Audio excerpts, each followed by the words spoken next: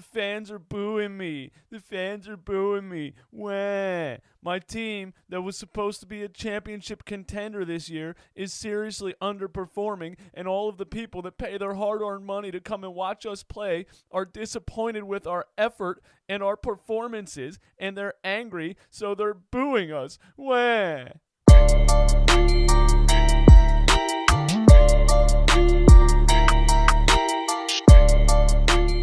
What is up, guys? My name is DJ Eastwood. This is Run It Back, home of brutally honest sports takes, the most brutally honest sports takes on YouTube. Some people don't like it, but it's because some people can't handle the truth. Listen, before we get into this content, I need you all to do me a favor. I give you free content every single day. All I ask in return is that you hit the like button. I know when I put out a video, about 1,000 or 1,500 people watch it the first 2, 3, or 4 hours that it's up. So I don't see any reason why we can't get at least 1,000 likes on the video. So stop what you're doing right now. Hit the like button. And hit the subscribe button. Help me out, man.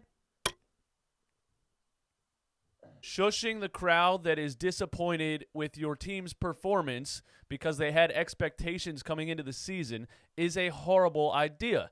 The thing about Philadelphia is that nobody's safe.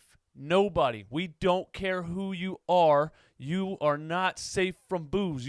Philadelphia treats everybody like a human being. You are not above the slander. It doesn't matter, bro. If Michael Jordan was here in his prime and had a couple of bad games and was losing to he played for the Chicago Bulls, but was losing to one of the worst teams in the league at the time, which was probably the Cleveland Cavaliers because they've always been terrible, except little LeBron years. If Jordan was losing to one of the worst teams in the league in his prime, this arena would have booed him. We do not care. You just got to take it on the chin, man. Stop with this fighting back with the fans, shushing the crowd and all this stuff. You guys are the ones that are playing like crap. Just play better, and the fans won't boo you. I promise. We've booed Nelson Aguilar for 3 seasons because he plays terribly. Does he ever say anything post-game about being booed? No. We booed the whole Eagles team, Carson Wentz and everybody. And he said, we suck today. We need to play better. The fans deserve to boo us. That's how you take it. Let's move on, man. Al Horford had 0 points. Man, I said in the summertime this is the worst signing I've ever seen. This makes no sense. We're trying to jam a square peg in a round hole. It's terrible for adding another center to the lineup and forcing them all to play together is hindering Al Horford's game. It's hindering Joel Embiid's game. It's hindering Ben Simmons' game. It makes absolutely no sense. Anybody with the slightest amount of basketball common sense would know that Joel Embiid and Ben Simmons both need space, and adding another center to the lineup that does not stretch the floor is the opposite of what you should be doing. I just can't believe they did it, and I can't believe they're still trying to force it. They had a chance to escape this at the trade deadline. They did nothing. Now you have to live with him, at least for the rest of the season. You're going to have to own up to your mistake and bring Al Horford off the bench. That's just what you have to do. Here's a good stat that proves what I'm saying.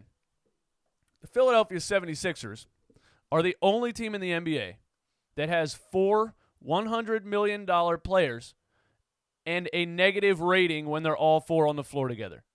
Now, this is just the most obvious shit I've ever seen. It does not get more obvious than this. Just because the front office paid these guys this money does not mean you have to play them together. You have a blessing right here to have good players on the floor the whole game because you can stagger the lineups. You don't have to play them all together. They don't fit. Stop it.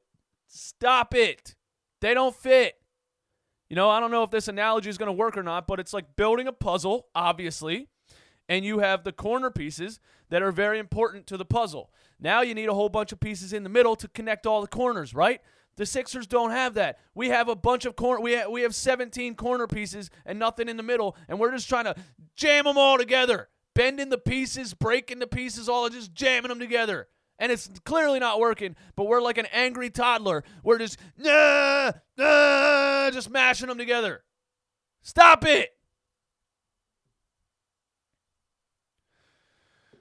as soon as the Sixers gained some kind of rhythm, some kind of fluidity, that's a big word for me, by playing other pieces on the floor with some of our starters, like, say, a Glen Robinson that we just signed, like, say, Matisse Thybulle, like Furkan Korkmaz, like, we have lineups that are effective. But as soon as it starts working, Brett Brown changes it. As soon as it starts working, Brett Brown changes it. Glen Robinson was 4 for 4. In the first couple minutes, he was 2 for 2 for 4 points, and Brett didn't play in the rest of the first half. Why is my mic messed up, man? My headphones are, I don't know. I'm hearing some weird stuff in my headphones.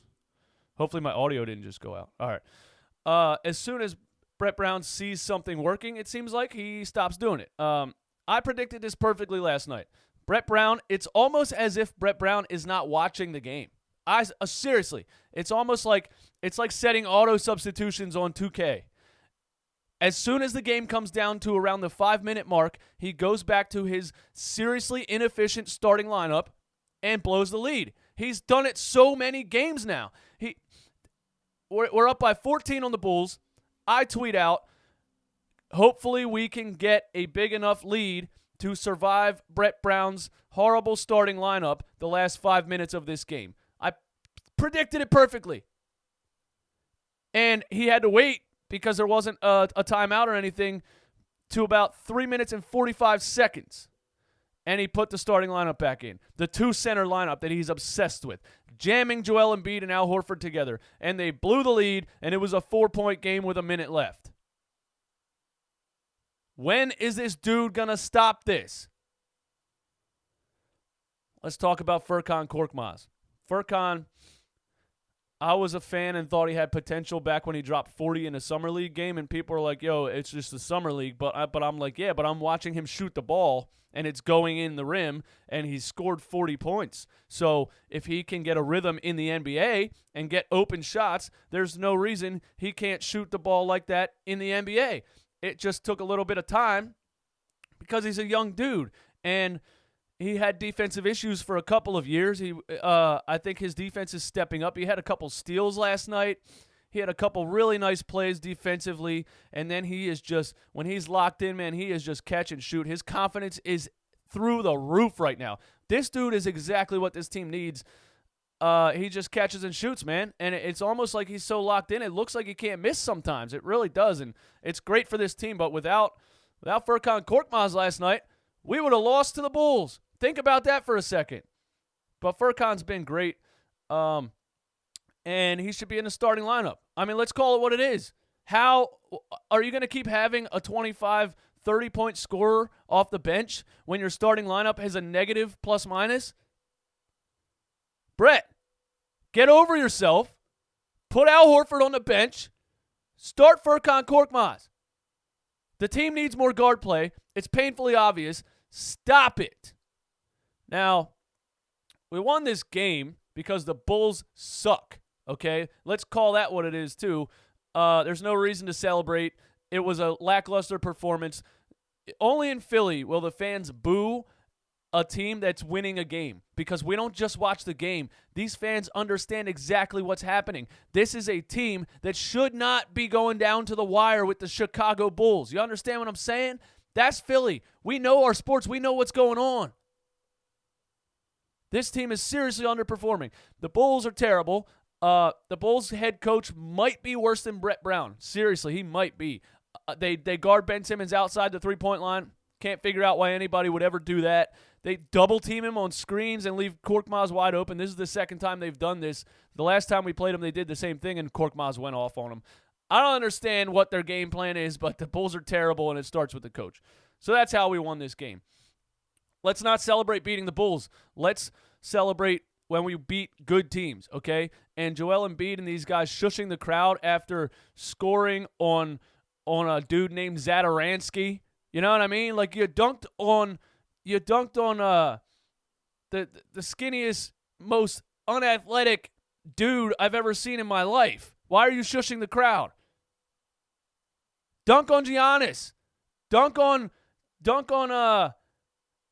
Marc Gasol. You know what I mean? Dunk on Pascal Siakam. Dunk on Enes Kanter. We hate that guy. You're dunking on Satoransky and shushing the crowd? Get the hell out of here, man. Oh, what else do we need to talk about? Glen Robinson was great.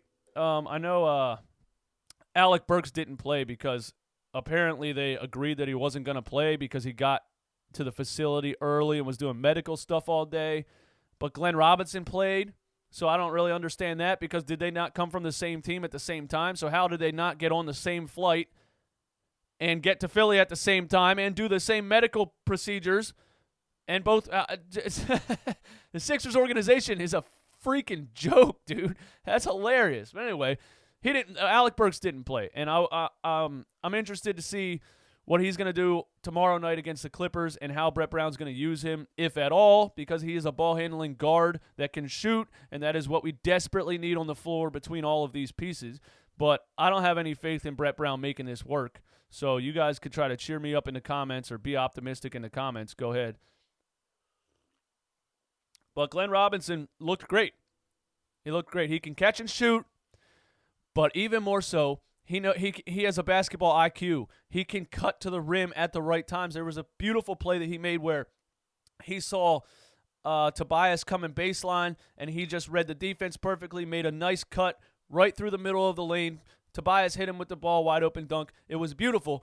Movement off the ball. That's what Glen Robinson knows how to do. It's almost like Glen Robinson came here and said, hey, why is everybody standing around on offense, guys? Aren't we supposed to move? I learned this in 5th grade playing in gym class. You guys are NBA players, and you're just standing around on offense? I'm going to cut to the basket. Boom, look what happens. It's almost like the coach doesn't tell them what to do. Oh, imagine that. The stagnant offense absolutely kills me. I can't stand to watch it. Everybody stands around. There's not a screen. There's not a motion. There's nothing happening. It's one guy takes the ball and tries to score. Everybody stands around and watches him. I don't know how Brett has survived this long. I can't get around it. I can't wrap my mind around it. It's one of the most putrid offenses to watch I think I've ever seen. Glen Robinson comes here and says, hey, guys, let's cut to the rim. Why don't we do that? Boom, things happen. So hopefully Glen Robinson keeps up that high energy, getting to the rim like that and cutting to the basket when everybody's standing around. Even if Brett Brown's philosophy is to stand around and chuck up threes, I hope Glen Robinson ignores Brett Brown for his entire tenure and just does what he thinks is right on the court, which is the opposite of what Brett Brown wants. I firmly believe Brett does not like ball-handling guards who can shoot. He wants to be Mike D'Antoni. He wants everyone to stand on the perimeter, catch the ball, and chuck threes. He thinks if you shoot more threes, you make more threes, and you win the game, which is hilarious because a couple games ago we shot 44% from three. We shot like 35 three-pointers, and we lost. So analytics, schmanalytics, Brett Brown. Ben Simmons and Joel Embiid have worked together in the past. It's worked. I'm tired of the national media with this. Do the Sixers need to trade one of them? No. They worked before. But the problem is they need guys in between that have the right play style, like a J.J. Redick, like a Marco Bellinelli, like a Ersan Ilyasova, like a Glen Robinson III, like a Alec Burks. They need guards in between them. Putting another center on the floor and a power forward in Tobias Harris was the opposite of what you should have done. This is the worst construction possible for these two players to flourish, and now the national media thinks they don't work together. No, the team doesn't work because it's built horribly, and the coach is stubborn and won't change anything. I thought this was going to be a positive video. Wait, why did I think that? It's the Sixers, man. People still think we're going to be good in the playoffs when the game slows down, when it's more of a half-court game. What in the world would make you think that we're going to be good in the half-court game? Have you seen the Sixers in the half-court? They are terrible in the half-court. They're terrible. Everybody stands around. There's no action. There's no motion. Nothing happens.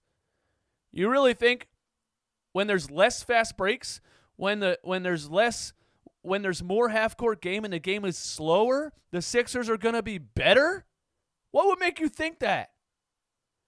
If Brett Brown keeps forcing this two-center lineup, and Ben Simmons being a very skilled, very fast, very athletic small ball center, three-center lineup, if Brett Brown keeps forcing this three-center lineup, the Sixers are going to get smoked in the playoffs.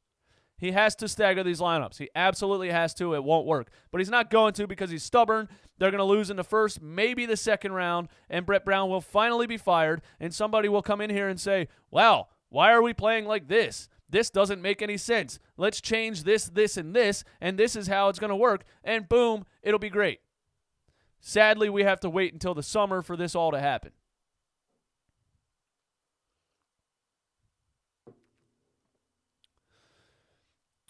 My biggest prediction for this team moving forward, I don't think next season, but probably the season after, I think they are going to move on from Joel Embiid. I think they are. I'm making a prediction. I would say probably at least, 2 years from now, the Sixers will have a different coach. They will have a combo-style point guard on the floor, and Ben Simmons will be playing power forward and center. Ben Simmons will be playing power forward, and maybe they keep Joel Embiid, but Ben will be playing the 4, and Joel will be more of a stretch 5, and then Ben will go out, and Embiid will be at center by himself, and then Embiid will go out, and Ben will come in and play small ball center, and there's going to be shooters all around. He's going to run the fast break. It's going to be a high-scoring, high-powered offense. It's going to be beautiful. But it all starts with a different coach and a different philosophy because Ben Simmons, A, is not a point guard in a half court. Larry Brown said whoever thinks he's a point guard is a moron. So Larry Brown called Brett Brown a moron. And he is one. Let's just call it what it is, man. Give me all your thoughts and opinions in the comments. Hit me up on Twitter at @IamDJEastwood. You can follow me on Instagram at @IamDJEastwood. There's a lot of DJ stuff on there. There's a lot of stuff that's just like everyday life that it's not really centered around my YouTube channel, but I think it might be entertaining for some of you to follow me on Instagram and check out what I do on a daily basis, I guess. So follow me on Instagram at @IamDJEastwood. Hit the like button on the video. Hit the subscribe button if you enjoy this content. I will see you guys next time, probably after the Clippers game tomorrow. I'll probably go live and talk to you guys on YouTube Live and all that kind of fun stuff. So you guys take care of yourselves. Have a blessed day. My name is DJ Eastwood. Run it back. Peace.